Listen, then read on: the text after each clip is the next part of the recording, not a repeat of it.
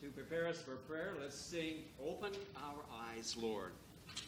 The words should be on the screen. Not yet.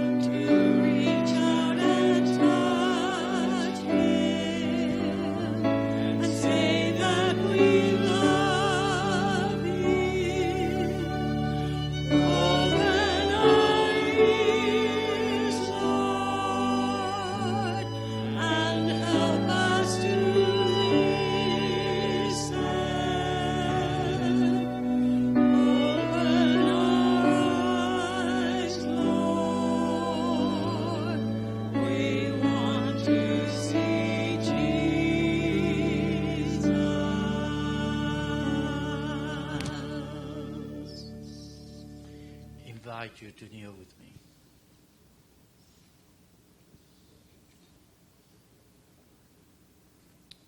Heavenly Father, it's so good to come to your house and praise your name and give you all the praises because of how wonderful you are. You're an awesome God, a God who loves us so much that he sent his only Son to die for each one of us. And Father, here as your children, we come to praise your name and to ask to take us as we are. And that you allow your Holy Spirit to come into us and transform us and to be this thing that you want us to be.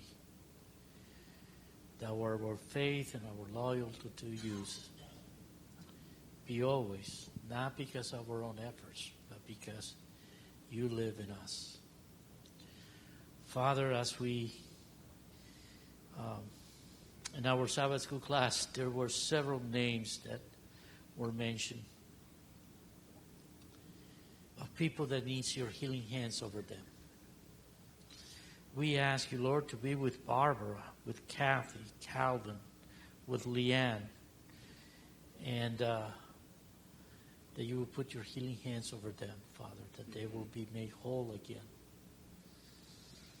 We also ask that in a special way be with the Ashley family, with the little daughter and her mom, that they would find the resources they need to move on to. We also ask that you will be with this young man, that you will, through this experience, he will know, Lord, that there's no life apart from you. I'm talking about Franco. Be with him, Lord. Lord, please bless us today. Bless us with your Holy Spirit. Be with Dale as he brings your word to us. That he words and help us to be doers of your word, Lord. Not just only hearers, but also doers. Thank you for your love for us and for your kindness to each one of us. Because you don't treat us as we deserve. Because you remember that we are dust.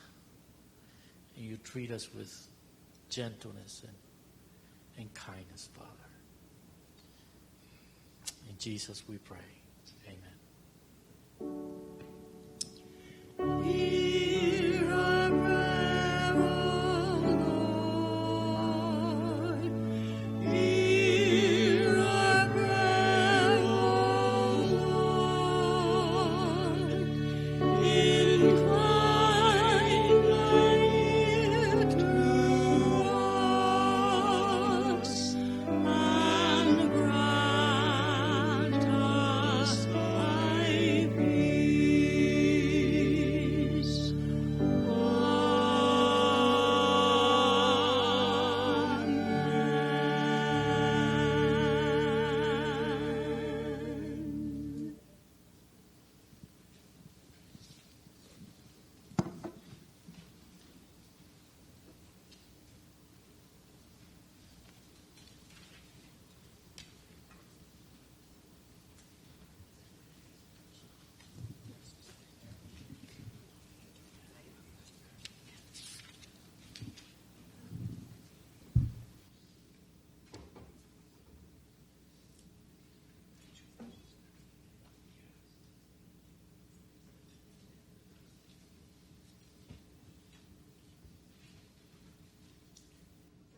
Andrew and I are going to be playing a song this morning, and I can't remember the name of it, but may the Lord speak to your hearts as you listen to the music.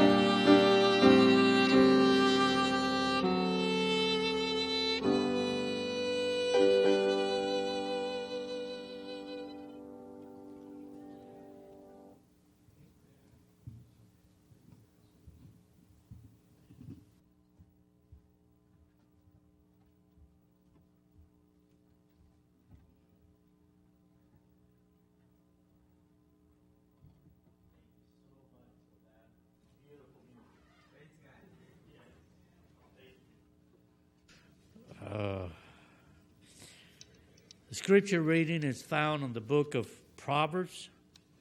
Proverbs chapter 29, verse 11. And the next verse is found also on the book of Proverbs, chapter 28, verse 14. I'm reading from the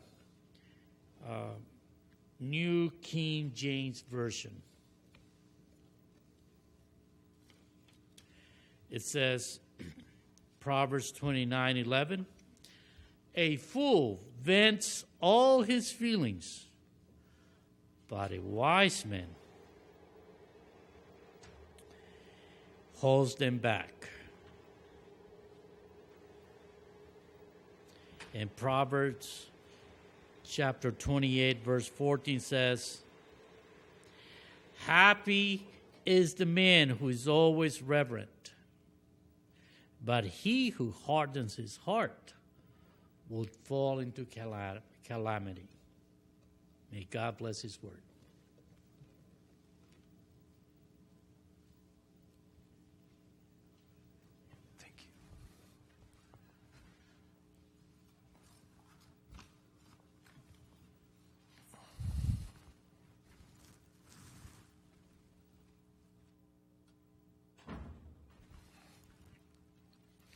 Happy Sabbath, church. Happy Sabbath. Good to see everybody here. Good to be here. Before I start the service today, I'm just curious, how many people here feel like they understand what the word Unreached People Group refers to? Okay, there's a handful of you. So for those of you that maybe are not quite as familiar, I want to explain it. This has absolutely nothing to do with the sermon. Nothing. This is an extra. You know, like if you serve a kid a meal, but a little while before the meal, you give him a little candy. It's a little candy, just a little while before the meal, right? So Unreached People Group, that term refers to people in the world that are naturally isolated away from the influence of disciples of Jesus. Could be a language, you know, that creates that natural barrier. It could be political intolerance, you know, or religious intolerance. It could be prejudice. It could be mountain ranges. There could be any number of things, but there's something that's isolating a group of people away from the influence of God's children, right? So they may wish they had something better than what they had. They may realize that their religion is not providing what they're needing. But how would they get what they're looking for? There's no natural way that they would learn that. So we call them unreached. And there are cases where there are people that some religious organizations would consider unreached. Other religious organizations don't. And some of the reasons why some would and some wouldn't, some would say, well, listen, look, there's a church right there inside that people group, so therefore we have to consider it reached.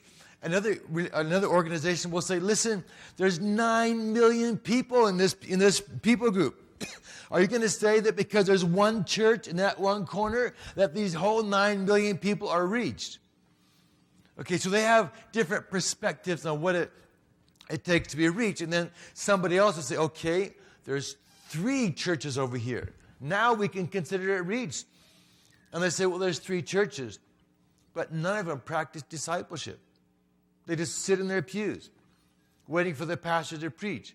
So really it's not, we have to look at what is it going to take to actually reach the rest of the 9 million. Only when we have a movement going forward that says, listen, we're out there to share, to be disciples of Jesus and share the gospel with his people. When there's some prospect that the gospel can move forward to those 9 million people, then we can say it's in the hands of a movement there, right? There's things happening. We can say, okay, we will call it reach at this point. Not reach in the sense that everybody is Christians at this point that want to be, but at least there's a nucleus there that's growing. You know, there's a movement there, and people are equipped, they're trained, they have the capacity of reaching the rest of these people. At that point, that moves out of the unreached category into the reach category. Does that make sense? Okay, so you can go on the internet or you can go find cool missionary books, and they'll have different perspectives on how many people in the world are considered unreached or in unreached people groups. So, but the U.S. Center for World Mission a few years ago published some of their research, and in their research they're suggesting that about 40% of the world's population are in the unreached. So I was curious, and I'm trying to figure out how do I portray, or how do I understand how many is 40%? Because there's like 7.8 billion people on Earth. It's a big number, but how big is 7.8 billion, right? And of that, there's like a little over 3 billion who are considered unreached. So how many is 3 billion?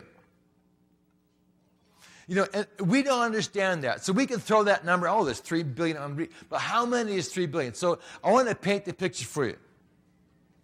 Again, this is not the sermon. This is like a little extra, right? So a little announcement prior to the sermon to say, oh, this is, right? So how many is 3 billion?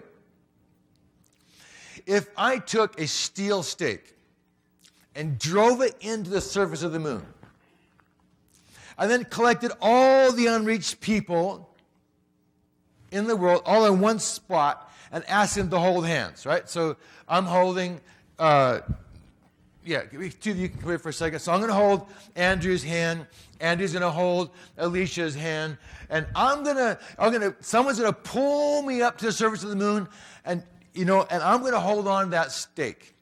Now, I'm holding his hand. He's holding her hand. She's holding. We've got 3 billion people all holding hands. And now we've got 240,000 miles of those people holding hands going from the surface of the moon down to the earth. Now, as the moon goes on its orbit around the earth, it begins pulling these people up in the air. So you start off with 240,000 miles, these people holding hands, as it goes around the earth on its 1.5 million mile circuit at 2,200 miles an hour. That moon is shooting across through space, and it keeps pulling a longer and longer and longer line of unreached people up into the air until it goes all the way around. 28 days later, it comes all the way back around to where it started. We haven't even touched the Buddhists yet. In fact, it's going to continue on its journey for another 3 weeks.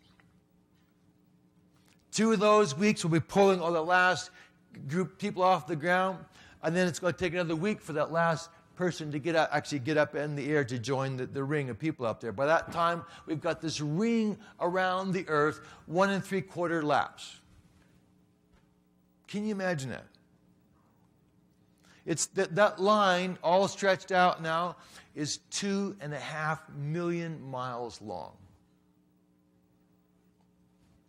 If they were to line up outside the church door out there, and we could organize everybody so we could preach the gospel to them and share them and disciple them and help them understand the Sabbath, if we could just get all really super organized so we could baptize those people and disciple them, every 12 seconds we'd baptize another one. Every 12 seconds, baptize another one. You know how long it would take to get to the guy at the very end of the line? We'd be doing it for 45 generations. Non-stop, every 12 seconds, baptizing another one. We'd be baptizing those people for 45 generations. Well over 1,000 years before we get to the guy at the very end. That's how many 3 billion unreached people are. That's how many 3 billion unreached people are. There's no way our current model of discipling people works. Because, right now, for every 3 people that are baptized, 2 of them leave. They end up being people that, if you ask if they're Christians, they say, yeah, I'm a Christian. But they don't practice at all. And a lot of them don't even do that. They don't even claim to be Christian. When they leave, they're just gone. I've read some statistics this week that are astounding. But here's the point. The current model we use in the West, who does almost all the work? The pastor or the evangelist. But the model Christ gave us, how does that model work? Every believer is a disciple maker.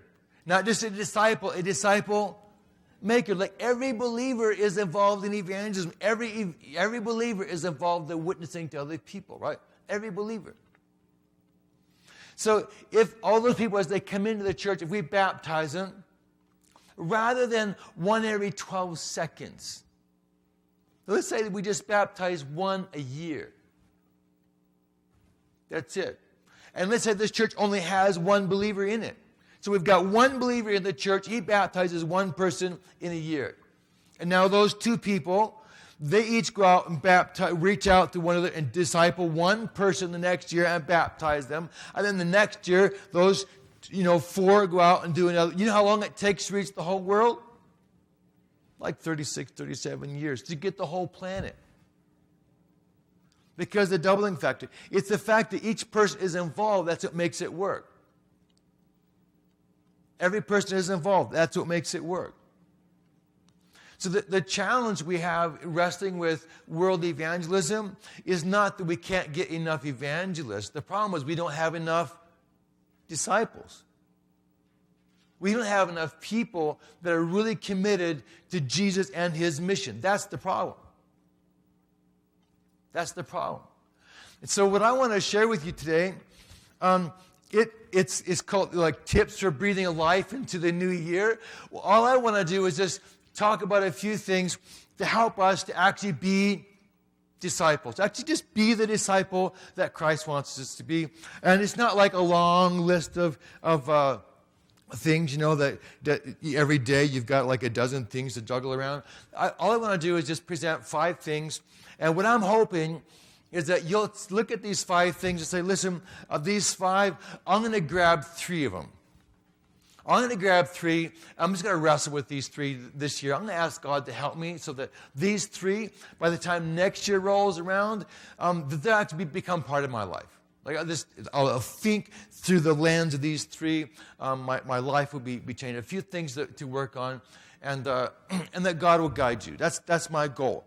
Maybe next year you can work on something different, but this year, if you just choose 3 of these, the whole church will change. And I'm convinced your life will change, right?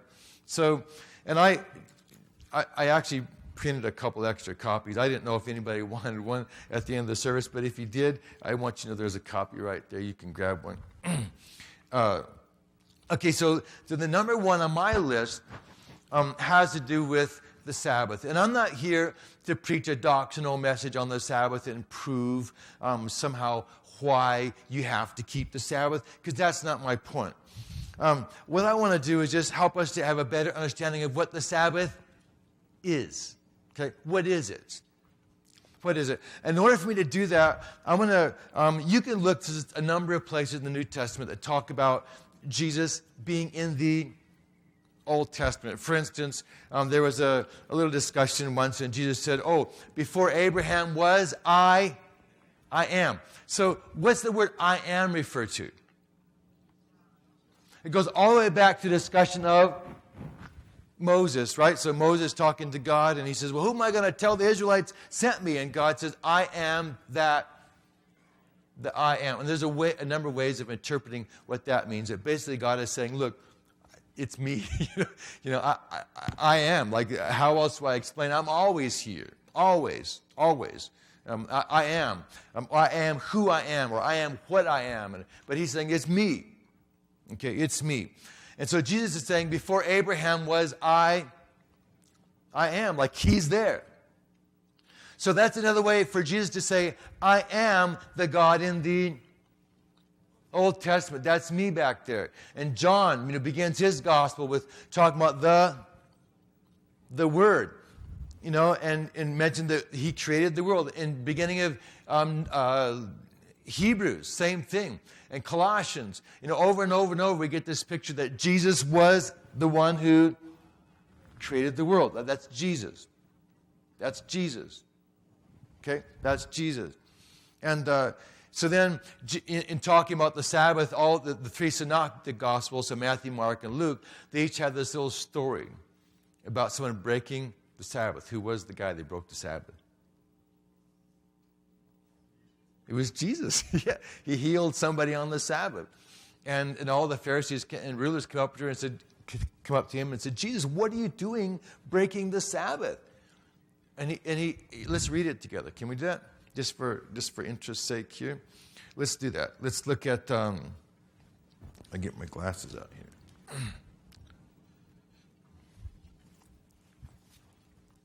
So Luke 6:5.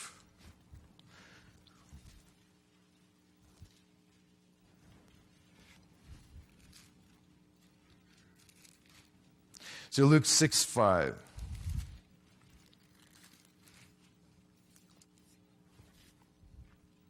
So let's start with verse 1. Now it happened on the second Sabbath after the first that he went through the grain field, and his disciples plucked the heads of grain, ate them, and rubbing them in their hands. And some of the Pharisees said to them, why are you doing what's not lawful on the Sabbath? So now I have to make a correction. Jesus wasn't breaking the Sabbath. Who was doing it? these disciples. Okay. But Jesus answering them said, have you not even read this? What David did when he was hungry, he and those who were with him, how he went into this house of God, took and ate the showbread, and also gave some to those with him, which is not lawful for any but the priests to eat. And he said to them, the Son of Man is also Lord of the Sabbath. So he's Lord of the Sabbath. And that makes sense because who created the world? Yeah, if he created the world, then he is the Lord of the Sabbath. So he says, I'm the Lord of the Sabbath. So you get that picture of who Jesus is. Now, there's a few other things I want you to do. Look at Genesis 2, 1-3. Now that we're opening our Bible, just keep doing it for a few minutes. And I feel like I just got started. I'm looking at the clock and it says 5 minutes to 12. So I just want to clarify, we're all right if I go a little bit after 12? Okay, otherwise you're going to end up with one tip and it's all done. Okay. So Genesis chapter 2 and first couple of verses here. Thus the heavens and the earth and all the hosts of them were finished, and on the seventh day the Lord did what? He ended his work which he had done, and he rested on the seventh day from all his work which he had done. And God blessed the seventh day, and he did what? So he sanctified it. So what does the word sanctify mean? To make holy, to set it apart. It's a little bit different, okay? So he's sanctifying the day. And who is it that's doing this? Who is it that's doing this? Yeah, Jesus is the God of the Old Testament, right? So Jesus is sanctifying this day. He's the Lord of the Sabbath. He's setting it apart as holy. And it's a little different. It's for a special purpose. So we have that there. Now, do me a favor. Look at Exodus 20, and we're going to look at verses 8 to 11. So the next book over, Exodus 20.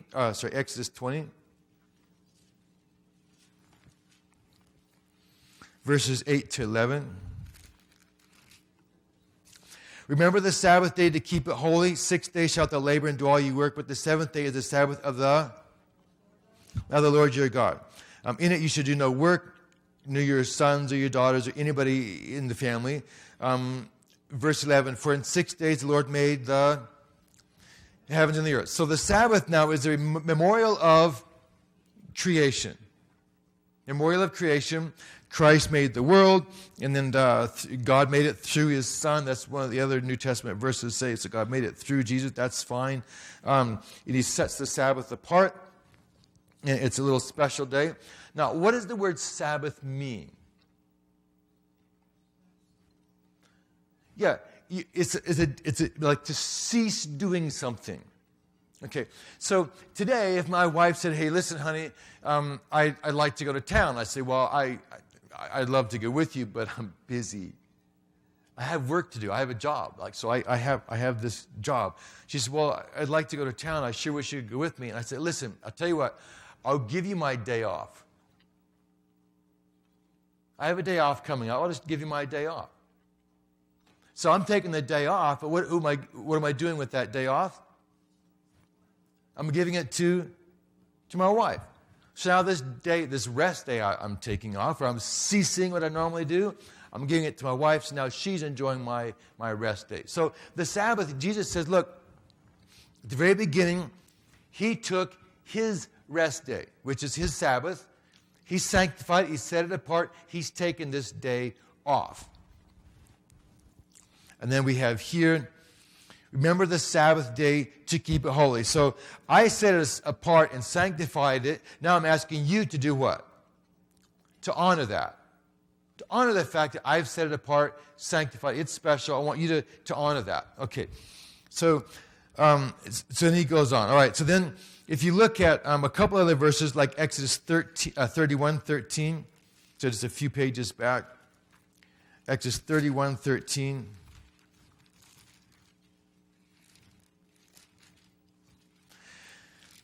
Okay, so here, verse 12, and the Lord spoke to Moses, saying, speak also to the children of Israel, saying, surely my Sabbath. Now, who does the Sabbath belong to? Yeah, so God or Jesus, you see, these are mine. These are my days. I set them apart. They're mine.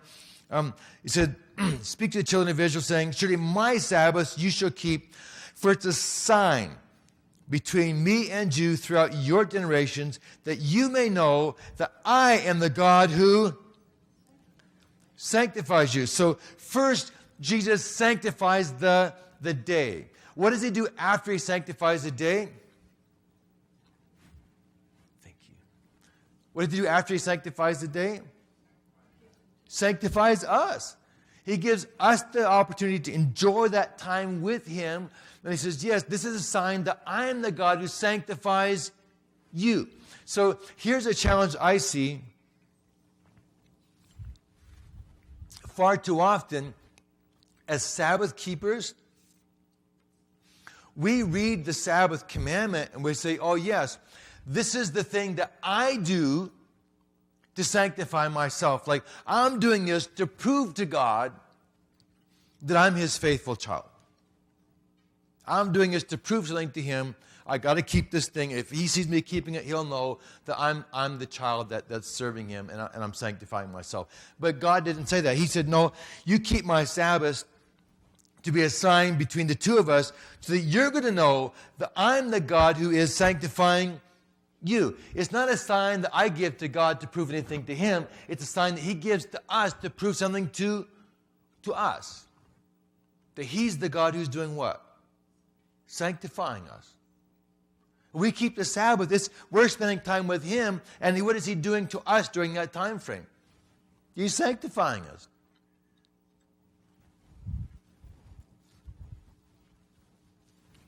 Ezekiel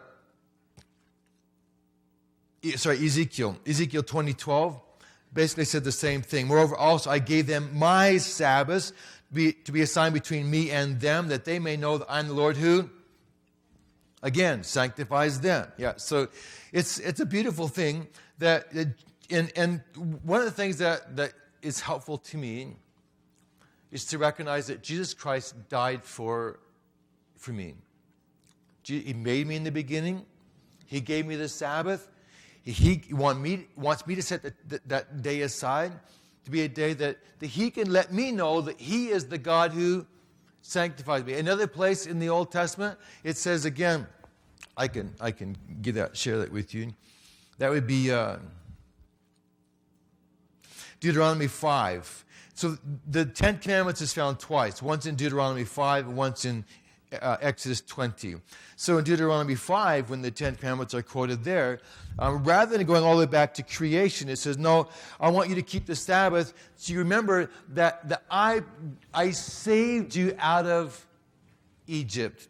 So the Sabbath is a sign of salvation. It's a sign of creation. And it's a sign that Christ also does what?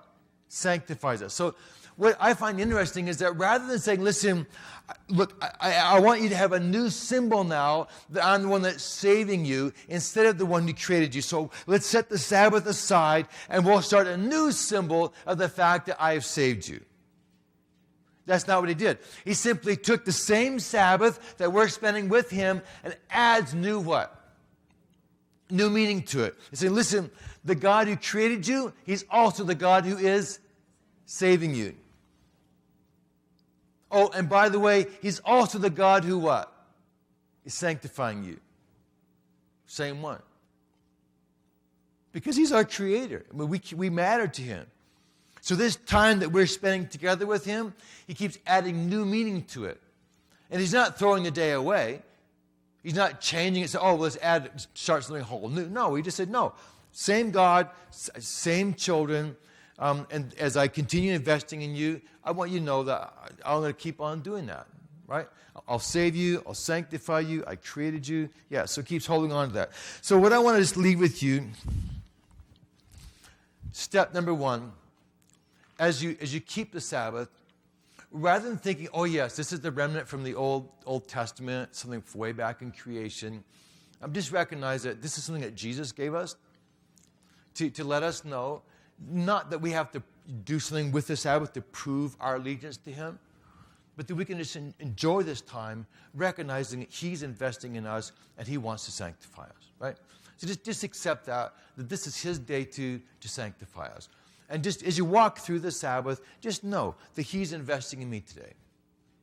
This is His day. He's given me His day off, and He's investing in my development today. And if we would just hold on to that every Sabbath and say, this is my time to spend with the Lord. He's investing in me. He's developing me. I just want to spend this time with Him and be developed, right? So if we just enjoy that, I think it's just a perception. I think it would be helpful to all of us that we're not trying to prove something to Him. We're being developed by Him. And this is the day we're committed to that, right? So that's tip number one. Tip number one, enjoy the Sabbath with Jesus. His day off. Just enjoy that with Him. Tip number two. And I'm going to root this one in Genesis chapter 4.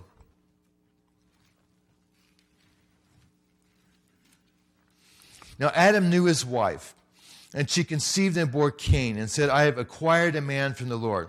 Then she bore again, this time his brother Abel.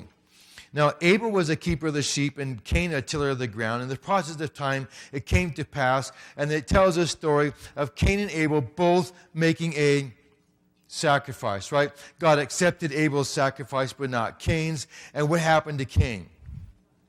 He got upset. He got upset.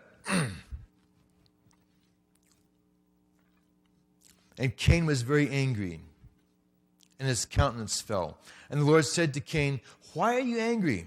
Why is your countenance fallen? If you do well, will you not be accepted? And if you do not do well, sin lies at the door, and its desire is for you, but you should rule over it. Sin lies at the door. Its desire is for you, but you should do what? What does it say? You should rule over it. You should rule over it. And how did sin manifest itself? He said he was angry. He's got this emotion, a negative emotion, profound negative emotion. He's upset, really angry. And that's a sign that he is what? That sin is at the door. And God is telling you should rule over it. Don't let anger get the best of you. Don't let anger get the best of you. But in this particular case, it says, Cain talked with his brother, and it came to pass when they were in the field, Cain rose up against Abel his brother and killed him. So he didn't rule over his anger. He let the anger roll over him, and he killed his brother. And the Lord said to Cain, where is Abel your brother? And he said, I don't know. Am I my brother's keeper? And it goes on, it continues with God saying, what have you done? What have you done? And he said, you're cursed now from now on. And he goes on. But there's a couple of points I want to make here. One is the fact that Cain told God, God says, where's your brother? He said, I don't know. I don't know. Am I my brother's keeper? He's expressing it in his mind. He doesn't feel like he has a responsibility for Abel. He wants God to know, look, it's not my job to take care of him. How am I supposed to know where he is? But Cain is assuming that God doesn't know what happened. He's assuming that God just walked along, was wondering, I wonder where Abel went. He's just wondering, where did Abel go? He says, well, I don't know. I don't know. Here's the challenge I want to share with you, that God was there. God knew what happened ever since the very beginning. God was always watching that. As you can see God's presence when they built the Tower of Babel. It said the Lord came down to see the tower. And in Sodom and Gomorrah, when they sinned there, what do we have? We have a story of angels and Jesus coming down there to see. And we get this report, they're going checking up on it. It's not like God doesn't know what's happening. He's always there. Always there. And that's why I love that little memory text in Proverbs 28. I'm going to read that real quick here. Proverbs 28.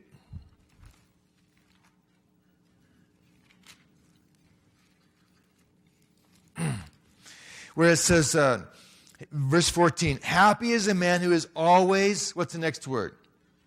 Reverent.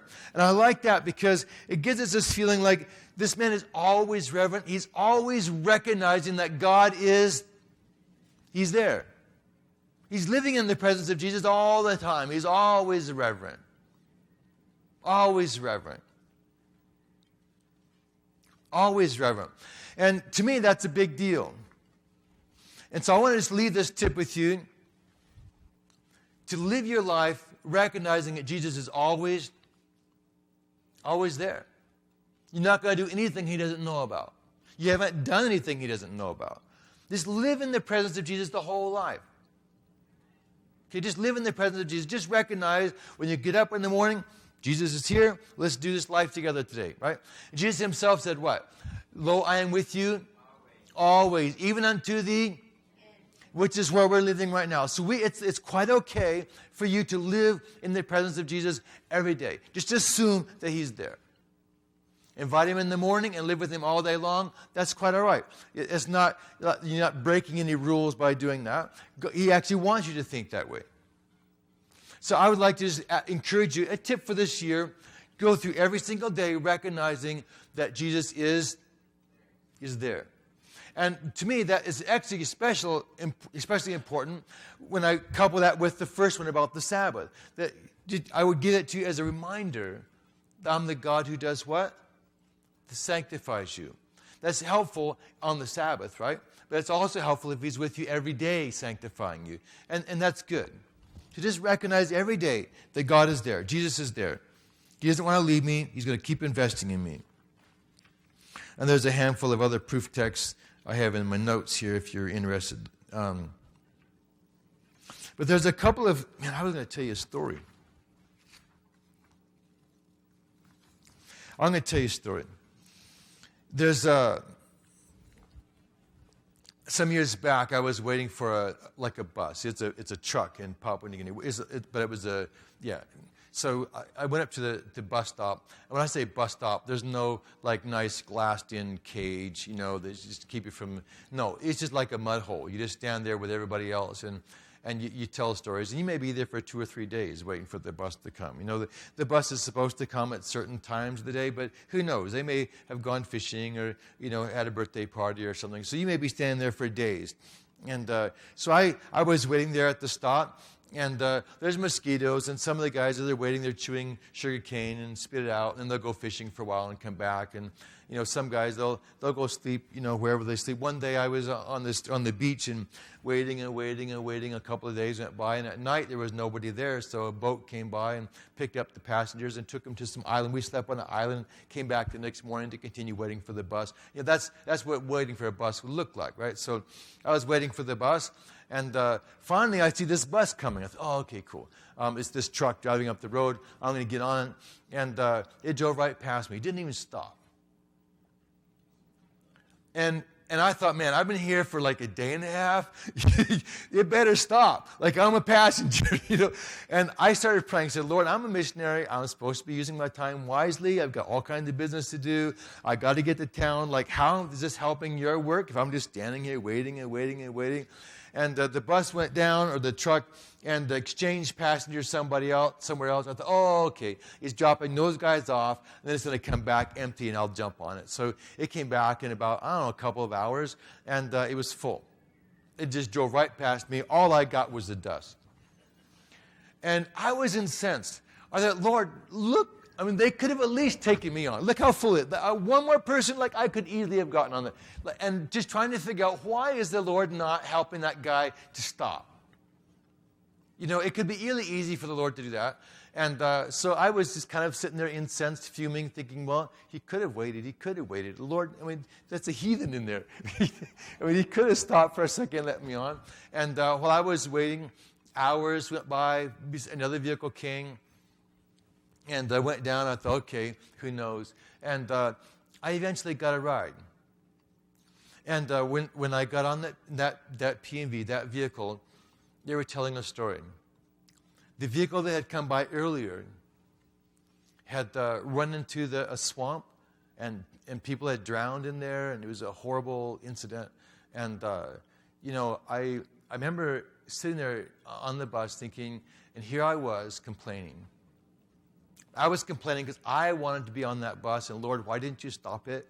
But this idea that, lo, I am with you always. If you have that mindset, then you don't have to fret and worry if something doesn't go like you expect it to, because the guy who does know what's going on, he can manage that. And I think it's that understanding that, lo, I am with you, Jesus is there, that gives Paul and Silas in jail peace. They can be in jail and be at peace because they know that Jesus is there and he's got everything under control.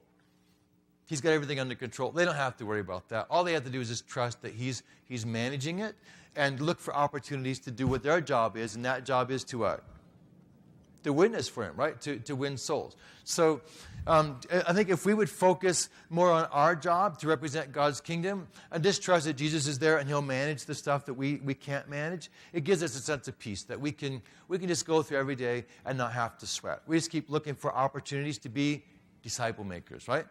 Make sense? Okay, so that's the next tip. The next step is just go through the day recognizing that Jesus is with you. And the third tip is to be a peacemaker. Jesus himself said, blessed are the poor too. But one of the other blessings there was that blessed are the peacemakers, for they should be called the sons of God or children of God. So be a peacemaker. And it'd be very easy to just take the whole sermon, 2 sermons, 3 sermons on this subject alone. On this subject alone. And I want to just bring a couple points out. Romans 12, 18 and 21.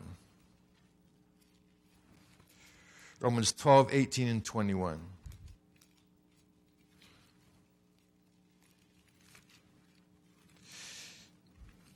So,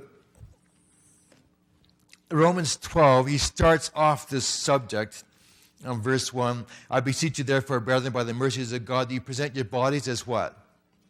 Living sacrifices, right? And then he says, do not be conformed to this world, but be what? Transformed by the renewing of your mind. So he says, look, don't be conformed to the world. Learn to think differently. Learn to think differently. Think differently. Be transformed by the renewing of your mind. Think differently. Learn to think differently. And then the rest of chapter 12, he's teaching us how to think differently. What does thinking differently look like? What does it look like? And then he gets down to verse 17. Repay nobody evil for evil. Have regard for good things in the sight of all men. And then he says this beautiful statement, if it's possible, as much as depends on you, live peaceably with all men. As much as lies in you, live peaceably with what? With all men. And then he goes down a little bit further. He says, listen, do not be overcome. This is verse 21. Don't be overcome with evil, but overcome evil with good. Now, these are 2 different statements. He's not saying the same thing 2 different ways.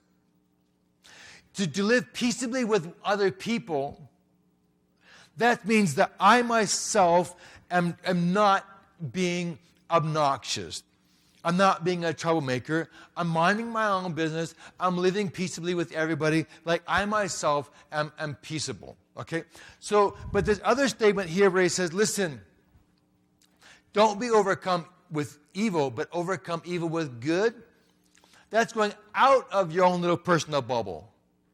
You're overcoming, like Andrew's being naughty to me, and I'm being nice back. And my goal is not just to be nice to him or to humiliate him. My goal is to overcome evil with good. Yeah, kindness, right? So I'm being a what? Peacemaker. Like trying to, if I see, there's not peace over there, I'm reaching out of my bubble, not just saying, well, I'll be peaceable myself. No, it's reaching out to bring peace somewhere else where it's not. That's being a peacemaker. So we've got two different commands here. One is that we ourselves would be peaceable. Number 2 is that we would actually reach out to establish peace other places where it's not. And one of the things that I wrestle with is we often tend to stop with the first one. Like, I'll mind my own business. I'll be peaceable. Okay? I'll be peaceable. But we don't go so far as to reach out to other people and to try to encourage peace where it doesn't exist. Or if other people are being mean and ugly to us, to try to win them over. Okay? And I find that's the case in churches, in marriages, among friends, in businesses. It doesn't take much reading the news to realize that there really is a lot of lack of peace. And so what I want to do is just mention a couple of things here that would help. And the best place to practice is in the home, because if you don't practice at home, then when you need it someplace else, you don't have it. And my wife and I, we get along real good together. And I love her. In fact, I think I shared this with somebody a year or so ago. I was at the Fred Meyer's in Portland. I was looking for a product there. I couldn't find it. So I was looking for one of the people that worked there that I could ask her, hey, look, where is this product? And I saw this lady sitting on the ground, and she worked there. She had a name badge on there, and she was helping one of the other clients, one of the other customers looking for something. And they got sidetracked. They must have known each other. They were talking back and forth. And one of the ladies said, I hate him, and she began talking about how horrible her husband was and kicked him out and don't need him anymore. And now I'm at the house. I can do what I want, when I want, how I want it. And, she was just in a tirade. And the other one was saying the same thing. Yeah, I got rid of him a long time ago. No one tell me what to do. I hold the remote control. I watch whatever I want to, And so she was going on another tirade, And I was standing there waiting to ask what their product was. And both of them just kept going back and forth and back and forth. And pretty soon, the lady that had the badge on there, she realizes that somebody's standing there. So she looks up, and here's this guy patiently watching them having this little conversation. And she says, I guess you feel the same way, huh? And I said, actually, I don't. I said, my wife and I have been married for 37 years. I cherish my wife. I said, she's been so good to me. And I just began going through a long list of all of the virtues of my wife. She's raised my children. She cleans my clothes. She cleans me up, She tells me when I get a shave right there. She feeds the best food. She's traveled all around the world with me. I've been gone for weeks at a time. I've never had to worry my wife was going to be running around on me while I was gone, And I just began talking about the long list of virtues of my wife. And as I did so, I got caught up in it, and I got a little teary-eyed, I said, no, I don't think the way you do at all. I love my wife. I cherish that woman. And the lady was sitting there on the floor, and she was looking at me, and she got shook up. I could tell. And when I was done, she says, your wife is the luckiest woman in the world.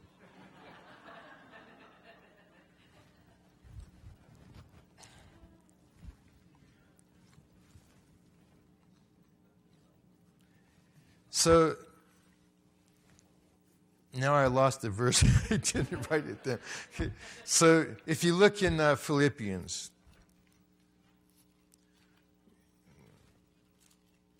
take me a second here.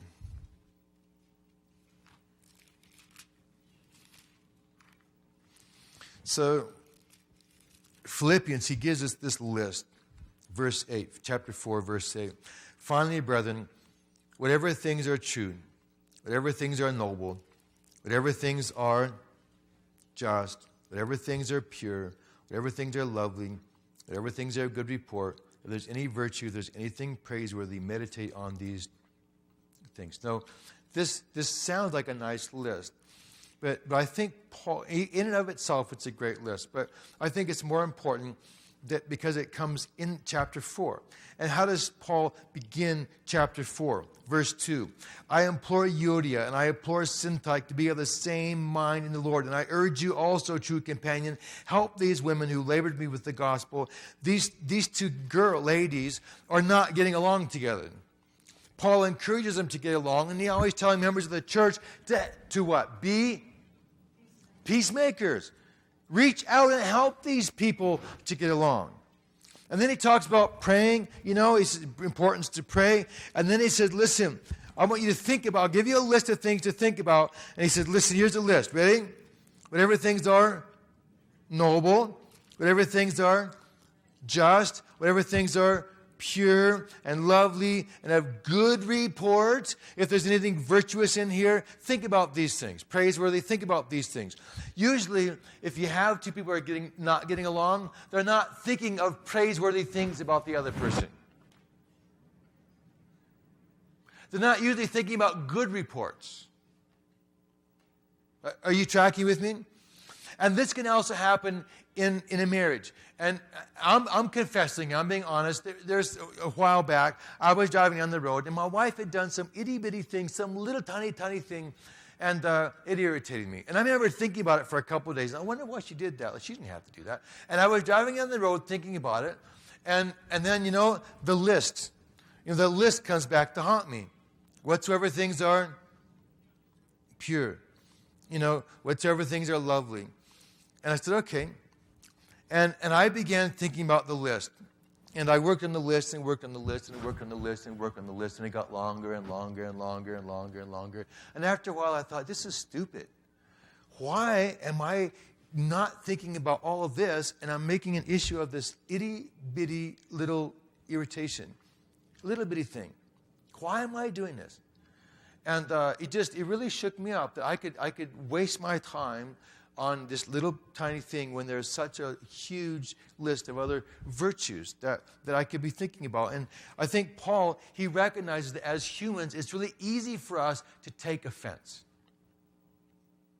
And I'm not talking about getting wire and posts and moving them somewhere. That's not taking offense that way. But I mean taking offense as in, being irritated easily because we say, oh, they did something against me.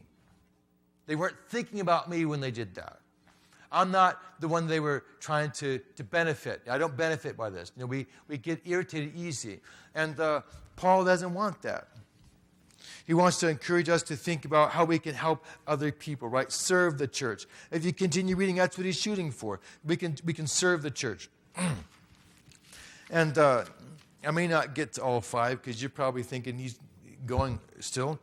Anyway, the list. So remember the list, and here's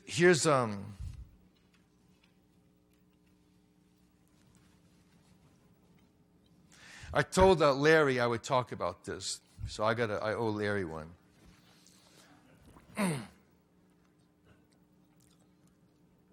The things that irritate us most about people are usually the backside of a virtue that they have, or a strong point that they have. So people that are really good at being creative thinkers, they usually struggle with fine details. And we can get upset with them because they're not really good at fine details. But why aren't they good at fine details? Because they're seeing a big picture. They're always focusing on the big picture. You find a sanguine, someone who's really, she just always talking about people. And how's your cousin? Oh, yeah, I saw her the other day. This really a people person, she's going to burn the rice. She'll burn the rice. Yeah, because she's so busy thinking about people. The phone rings. Oh, yes, and she's on the phone, and the rice is like smoking away. And like she needs like 3 or 4 smoke detectors in the kitchen, right? So, but what do we want to do with this lady? Keep her out of the kitchen, but where does she need to be? Yeah, she needs to be in the lobby. She needs to be in the lobby, right? So, recognizing that not everybody has the same strength. And quite often the things that irritate us about people is actually an indication of their strength. You just keep looking for it. You'll find it. We have the term in the mission field, hard and soft thinking people, right? So the hard thinking people, he said, I have to do this and then this and then this. They're going to do this and then they're not going to do anything else. The really, really hard thinking people is very concrete. step 1, step 2, step 3, they're going to work in that order. But what happens when they're in the mission field and they can't send in the report? I said, well, it says email my report, and I can't email it. So obviously it doesn't work. It's broken because, look, I can't email it. There's no email access here. So they say, oh, it's broken, and they just wait until they get email access. So a soft-thinking person is a lot more creative than that. So a soft-thinking person bumps into something and says, oh, I wonder how I can get around this one. So they find a way around it, right? So soft-thinking people are always thinking of ways to get what they need, right? So if you find somebody who's really soft-thinking, they don't do step 1, step 2, step 3. They're doing step 1, step 7, step 15. They're always all over the place, right? So, and if you have like a list of things you need to get done, it may get done or it may not. Okay. So they're really good at meeting challenges, but maybe not so good at actually being very consistent and very organized and getting like a list of things done, right? So if you wanted a team and you're going to send them to some remote spot, who do you want on it? Hard-thinking people or soft-thinking people? You need both. You need both. You got to have both. You got to have the hard-thinking person to keep focused on what they're after. You need soft-thinking people to help you what? Work around obstacles. Like, you need both of them. But if you talk to the soft-thinking person, he looks at the hard-thinking person and says, that guy, all he thinks about is his agenda. He sees that as being a weakness. And you talk to the hard-thinking person, he says, that guy's all over the place. Right? He sees that as being a what? A weakness. But the truth is they actually need each other. And so as we wrestle with this whole, So Paul wants us to learn how to think about the good in other people, right? Make a list. Just get it in your mind to make a list. And I had another thing I wanted to mention here, but I do want to respect you. We'll talk about it later. Anyway, and then the last point is find someone to disciple this year. I won't go any further than that. But I just like to encourage you to just look for one other person and say, listen, how can I be a blessing to that person this year to help draw them closer to the Lord? And just make it a personal pledge. Lord, say, Lord, I want you to help me this year. I want to invest in that person just to help guide them a little closer to you, and to be there when they need it, and just to invest in that one person.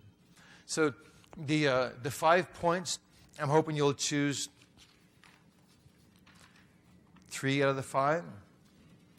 One is to enter every Sabbath recognizing that Jesus is there. And that his job is to do what? To sanctify you, right? And to save you, right? And he's your creator. Just enter every Sabbath with that. And all throughout the Sabbath, just keep thinking about that. Sitting in the sermon, downstairs as you're eating your meal, just the whole time, just be thinking, this is what the Sabbath is about, and Jesus is here. How can I take advantage of that? Number 2, live with Jesus with you. Just recognize all through the day, Jesus is with you. You can't hide anything. Just walk through the day with that recognition and ask the Lord to guide you. Number 3, be a peacemaker. Okay? And number 4 is learn to make lists. List of the virtues of other people, right? Okay, so do that. And remember Paul's list. Think about the good things. And number 5, find someone to disciple this year. If you could choose 3 of those 5 and just pray, ask the Lord to guide you in embracing those 5 this year, I think you'll find your life a lot happier and the world you live in a little better. Thank you.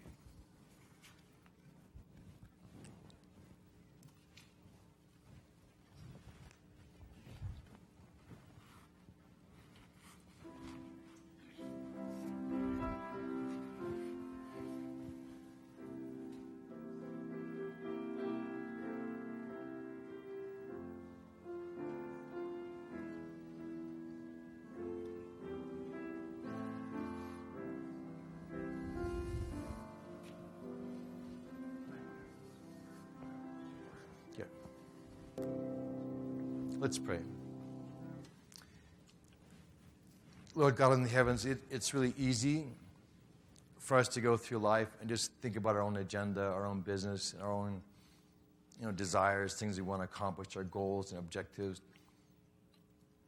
and forget the fact that the world's filled with unreached people. And forget the fact that there's people even around us here in the community that are still looking for Jesus and have no idea who he is. Or people that have heard about Jesus but never really learned how to actually live for Jesus. No one ever made a disciple out of them. They're floundering in their faith even. I pray that you help us, Lord God, as a church, as members of your family, to learn how to walk in this recognition that you're alive and you see us and you're watching us and you're investing in us. You're wanting to sanctify us.